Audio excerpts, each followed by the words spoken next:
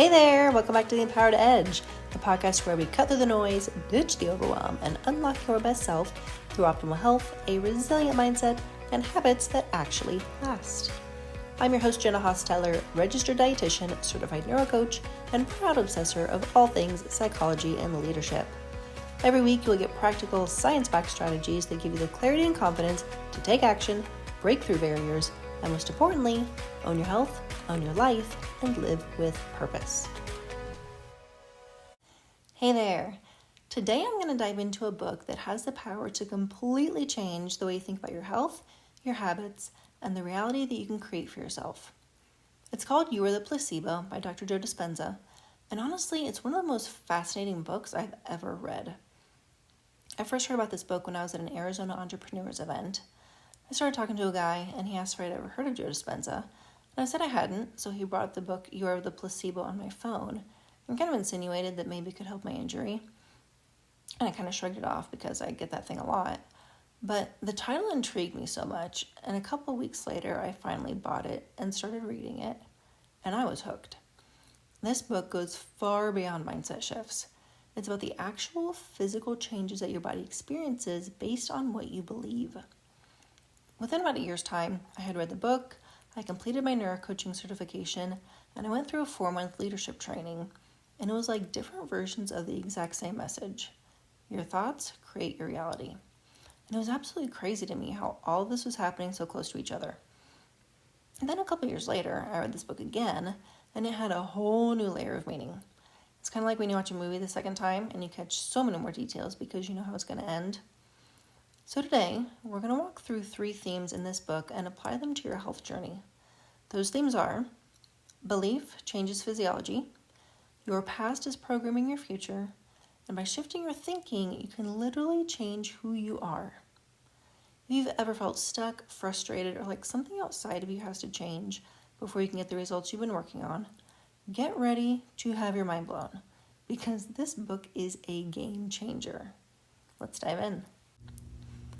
We're going to start with one of the most fascinating concepts from this book, and one that can totally flip your view of what's possible in your health. Belief changes physiology. It's this idea that your beliefs can create physical responses in your body, even without any real external cause. So in 1962, there was a study in Japan looking at the effects of poison ivy in children who were extremely allergic to it. They rubbed one arm of each child with a leaf of poison ivy, and the other forearm with a harmless leaf. Except they told the children the leaves were opposite. They said the poison ivy was harmless, and they said the regular leaf was poison ivy. And get this, the children's bodies acted in accordance with their belief. All 13 children developed a rash from a harmless leaf, and 11 of the 13 children had no reaction to the poison ivy, which their bodies are all extremely allergic to. He explains it in the book. This thought that the leaf would not hurt them overrode their memory and belief that they were allergic to it, rendering the real poison ivy harmless. A harmless leaf was made toxic by thought alone. Now this is crazy, okay? A harmless leaf was made toxic by thought. Our bodies respond to life largely because of the way we've trained it to. We get the results we expect to get, which 100% applies to every single area of life. Business, health, relationships, education, literally everything. When you're making changes to improve your health, it's not just about the food you eat or the workout you do. It's also about the thoughts you think while you do them. If you believe a change won't work for you, or that you'll always struggle, your body will respond as if it's already true, and you will not see results. So how can your beliefs about what you eat or the exercise you do affect the results you get? Well, there was a Harvard study done with hotel maids. In one hotel, the staff was told that their everyday work was physical enough that it counted as minutes towards the recommended daily exercise by the Surgeon General. They were told that just by doing what they do, they were burning a significant amount of calories. The staff in the other hotel was not told anything about the significance of their daily work activity. And guess what the results were? A month later, the maids who believed their work was a significant amount of activity lost 2 pounds, lost body fat, and lowered their blood pressure. The maids in the other hotel? No difference. Now, I know it's only 2 pounds, but that was only in a month. But losing body fat, lowering blood pressure, that is significant.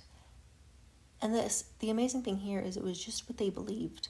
They didn't change what they did, but they did it likely with more intention because they thought it made a difference. And this type of brain conditioning does not just apply to our physiology. It also affects how we show up in life. In 2006, there was a study done on women taking a math standardized test. Prior to taking the test, half of the women read a study saying that men score higher on math tests because they have a genetic advantage. The other half read a study that said men score higher on math tests because of how teachers stereotype boys and girls in elementary school. And guess what the results of the test showed? The women who believed they were genetically worse at math scored lower on the test than the other group. Now, why is that? Because they thought their disadvantage was inevitable, so they performed as if they were actually disadvantaged. Where do we see this show up in society? Diabetes runs in my family. My dad has ADHD and I do too. I grew up in the ghetto and I didn't have the opportunity rich kids had. Can those statements be true? 100%. Do they have to determine your future? Absolutely not. It's a nice little note to put in your chart, but if anything, it speaks more to how you were raised and the beliefs and habits you probably grew up with, rather than the physiology of your body and what you're capable of. So we have 3 stories here that can directly relate to your health and success. Children whose minds made poison ivy harmless and the harmless leaf poisonous because of the results they expected to get. Hotel maids who did the exact same physical work and either got healthier or didn't based on the belief about the significance of their work. And women who took a math test whose scores were reflective of the false beliefs they had about their potential. And he goes on to say later in the book that what we're conditioned to believe about ourselves and what we're programmed to think other people think about us affects our performance, including how successful we are. I want to repeat part of that again. What we are programmed to think other people think about us. Have you ever been afraid to fail because of what you assume someone will think about you? Have you ever been afraid to go after what you want, express your dreams, or achieve success because of what you think your friends, family, or other people in your life may say about you? Or because you think you know what they think you're capable of? Look, we all carry beliefs that we did not consciously choose. Beliefs about how we're supposed to eat, look, perform, or show up in the world. And when those beliefs are tied to shame, guilt, or unworthiness, they can sabotage progress before we even start. And this is one reason I emphasize uncovering those underlying beliefs about what you think you can achieve or what you think you can be, and unlearning before we layer on new information or new habits. If we have beliefs that put a rock wall of limitations between where we are and where we want to go, it doesn't matter how hard we try. We will never make significant, sustained progress because those beliefs are stopping us. If we believe something seemingly as innocent as fewer calories equals weight loss, because we've all been trained to believe that, it affects what we choose at the grocery store, which affects our ability to lose weight. But even beyond that, if your subconscious belief is that you are someone who cannot stick to anything, no plan will work long term, because your biology will keep looping the story that you're not capable even when you're doing the right things. So if you've been focusing only on changing your actions, what you eat, how you work out, when you go to bed, but you haven't addressed the beliefs behind those actions, that's your next level, because your body will always follow your brain. Our brains are memory vaults that look to our past experience to determine what our present actions should be, which takes us to the next theme from the book, how your past is actually programming your future and what you can do to break the loop. Now that we've briefly talked about how the belief changes your biology, let's zoom out and talk about identity, because this is where most people get stuck. If you've ever felt like you're doing everything right, but nothing's really changing, chances are your past is still writing your story. First, let's look at this from a biological perspective. In the book, Joe explains how the autonomic nervous system, the body's subconscious system that operates below conscious awareness, can take over. He says, conditioning creates subconscious internal changes in the body by associating past memories with the expectation of internal effects. until those expected or anticipated end results automatically occur. The stronger the conditioning, the less conscious control we have over those processes, and the more automatic the subconscious programming becomes. Okay, so what's really happening here? Let's say you go to an Indian restaurant and for the very first time, you have some curry rice. You think it tastes fine, but unbeknownst to you, it had gone bad. You get home later that night and you get the worst stomach cramps ever, but you don't know why. Then a month later, you go back to the same restaurant, order the same curry rice, the same bad rice again, and you get the same stomach cramps. From then on, every time you eat curry, you get a stomach ache, not because there's anything wrong with the curry, but because your body, your biology, associates curry with stomach cramps. So that's what it creates. It's just like what we saw with the children in the poison ivy. The body created the reaction it expected to get based on its memory of past experiences. The same thing can happen with medication. If you have a chronic headache and you got a new prescription for a pain reliever that works great, then someone switches out those pills for placebo that looks exactly the same, your body can react the same way to the placebo as it did to the medication. And this is where it gets wild. In the book, Dr. Dispenza describes it like this. If a person keeps taking the same substance, his or her brain keeps firing the same circuits in the same way, in effect, memorizing what the substance does. The person can easily become conditioned to the effect of a particular pill or injection from associating it with a familiar internal change from past experience. Because of this conditioning, when the person then takes a placebo, the same hardwired circuits will fire as when he or she took the drug. An associative memory elicits a subconscious program. Your body can actually create the required chemicals that will give your body the expected outcome. And it's crazy, and this is why I want you to read the book, but our brains can literally create the chemicals required to get the job done if it knows what to expect to happen. So how can this relate to our past shaping our future? Well, in the same way that our body can create chemical responses to deliver an expected outcome, our brains create emotional responses so that we continue to relive the reality that has become familiar and comfortable to us. We basically memorize our identity by repeating the same emotional experiences over and over. If you've ever said to yourself, why do I always end up back here? This is why. Thinking the same thoughts leads us to making the same choices. Making the same choices leads us to demonstrating the same behaviors. And demonstrating the same behaviors leads us to create the same experiences. Creating the same experiences leads us to produce the same emotions. And those same emotions then drive the same thoughts. As a result of this conscious or unconscious process, your biology stays the same. Neither your brain nor your body changes at all because you are thinking the same thoughts, performing the same actions, and living by the same emotions, even though you may be secretly hoping your life will change. And this is why most people never reach their health goals, or any goal at all for that matter, because change does not just mean eating differently or behaving differently. It means literally becoming someone different. And becoming someone different feels unfamiliar, even unsafe, to your nervous system, even if you tell yourself you want to change. He sums this up perfectly in the book when he says, your yesterday becomes your tomorrow, so in truth, your past is your future. How terrifying is that? This is why the words we speak have such a profound impact on the life we create, the results we get, and the type of person we become. Because every time we say, I am, we reinforce a memorized state of being. And that memorized state affects who we are and who we become. Our past creates our future, which means we can't create a new future while we're living in our past. If your emotions are always rooted in old pain, old failure, or old disappointment, you will keep creating situations that match that frequency. You cannot step into a new future with the same identity that's keeping you stuck. And this is why I ask clients to get clear, not just on what they want, but on who they need to become to have it. Because if your identity doesn't evolve, your results won't either. Dr. Dispenza goes on to say, the hardest part about change is not making the same choices we made the day before. We can get chemically addicted to our own habits and emotional states. So when you try to break that loop, it feels wrong even if it's right, even if it's what needs to happen.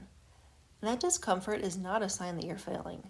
It's a sign that change is actually happening, which is one reason to welcome resistance. It's proof that you're breaking out of your comfort zone. It's proof that your brain is rewiring and your body is breaking the loop. If you've ever met someone who you thought was addicted to drama or toxic relationships or was most comfortable when they were angry, you'd be right. They're so addicted to those chemicals created during those emotional states that they find situations where they can feel those emotions. They seek out the drama, the scenarios, the people who feed those emotions because that's where their brain is most comfortable. And they don't even know they're doing it. And if this part resonated with you, just know this. You are not stuck because you're broken. You're stuck because your body is used to who you used to be. But you can absolutely change who you are and what environment you find to be comfortable. And it starts with the story you tell yourself. The third theme we're going to discuss today is that by shifting your thinking, you can literally change who you are and therefore your results. So how do we change the future? How do we leave our past in the past and create the life and the version of ourselves that we want? How do we create change that lasts? Well, once you've shifted your beliefs and your identity, it's time to anchor those changes in reality. And this is where your intention, your words, and your daily choices all come together. So let's look at how you can create new outcomes from the inside out. The first and most important thing to remember is that words matter. The book explains it this way. The language that's used to define what we'll experience and how we assign meaning to the explanations that we are offered all affect our intention. If you say, I have to eat healthy, it'll feel like a punishment, which means you won't enjoy the experience of eating healthy, and you won't really intend to eat healthy because you'll feel like you're missing out on what you really want. Our thoughts assign meaning to words, which affects our emotions, which determines what we experience, and therefore our intention, because we don't typically want to experience negative things repeatedly or frequently. But if you say, I want to eat healthy because I choose to live in a thriving, energetic body so that I can do exciting things I want with my life, then you're going to be a little bit more willing to eat those roasted vegetables with your burger instead of a bun. And when everyone else is chowing down on cake, and you know they're going to comment later on how much they ate, because they always do, you are perfectly content to say no, and to know that you're going to feel great, have no regrets, and hit the goals you're working towards. We assign new meaning, and that fuels better results. And this is one reason why we don't do all or nothing in this community. It's about intention, progress, ownership. Every choice you make carries meaning for who you are and who you want to become. Speak with intention, because what you say matters. Act with belief that what you're doing will work, and if it doesn't, you'll figure out what does. And know that every choice you make creates a biological shift in your body. All right, let's get to the part you've been waiting for. How to actually get the results you want and make your habits stick for the long haul. And as I was reading this book, I wrote down the 3 ingredients of the placebo effect. They are conditioning, expectation, and meaning. So let's break them down real quick. First, conditioning. The body remembers what we've repeatedly experienced, which is why you can instinctively crave junk food when you feel stressed. But the same process works in your favor if you start rewiring those memories and associate negative events with positive outcomes. Expectation. When you expect a better outcome and believe it emotionally, your body starts to act as if it's already happening. It's not magic, it's biology. And it's fascinating to know that your brain and your body are so interconnected. And finally, meaning. When you give new meaning to the actions you're taking, you supercharge the actions with intention and purposeful energy. It's the difference between another failed diet and a lifelong transformation. And I have to pause and just take a second to, clarify that there's a huge difference between the new age, the secret, the manifestation, the meditation, the woo-woo version of this that can be very misleading and very dangerous if you go down that path. This is not about you are the creator of your universe and you have all infinite power, and just a lot of those, I can't even think of the language because I just avoid that stuff completely. This stuff works because this is how God created our body. And when you read books like this, it can be really, really easy to go down that rabbit hole of the dangerous route of achieving these things. But when I was reading this book, one of the first things that popped in my mind was when Jesus healed the woman, and his response to her was, "Your belief has made you well." And I just keep thinking about that because obviously Jesus was the ultimate healer. I mean, he was God in the flesh and can do incredible things. But even the people in his community, the people he grew up with, could not see his miracles that were right in front of their faces because they chose not to believe it. And this woman was able to get healed because of her belief. Her belief made her well. And I just keep thinking, when I hear this stuff and people who are trying to do these things, there's a huge difference even in your intent here, where you can go down the dangerous route because you want to start manifesting and contacting, I don't know if contacting is the right word, getting into the spirit realm of the dark side. And these things are possible, and why I find this so fascinating is because when you read the Bible, God created us to be so incredible and to have access to the healing like this. But before anything can happen, you have to believe it. You have to have faith. You have to trust that it can happen. So, I don't know, it was kind of a side tangent, because when we were at church this week, we were singing a song. I can't remember what it was, but anyway, I was thinking about this episode, and I was like, I have to just mention that, because it's such a slippery slope to start reading things like this. And if you look at Joe Dispenza today, he is a totally different person. He grew up Catholic, and he has gone down, I'll just say, the evil path. And I am very careful of anything I even listen to of his. But this book started out very interesting. And it's science, and it's how our body works, and it's how our body was designed. So this stuff is capable. We're capable of these things because it's how we were created. Anyway, I had to put that caveat in there, because if you read this book and then you start following him, you could very easily go down the dangerous route, and that is not my intention here. So getting back to this, the final takeaway from this book that I want to leave you with is that there are no incurable diseases, only incurable patients. And let that sink in for a second, because our body can heal. Our body was designed to heal. Our mind can change, but it starts with you and your belief around what's possible. What have you been told that you can do, achieve, or become? What diagnosis have you accepted and lived with because you assume it's true? The truth is, you can change whatever you want about your life. Most people just don't want to believe that because it's easier to think that you don't have control and that you're not responsible for the life that you have. But you are the placebo. And if you can't tell, I thought this was an absolutely fascinating book, and I highly recommend it. So go grab it, download it, listen to it, however you do books, and look for ways, even subtle hints, for how you can start changing your future instead of living in the past. So take action, stay empowered, and I'll see you next time.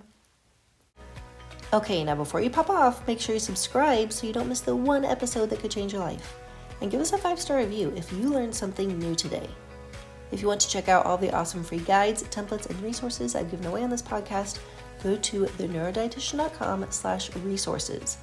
You can grab anything you want, but only if you'll do it, because information without implementation is worthless. And here at The Empowered Edge, we're action takers, not excuse makers.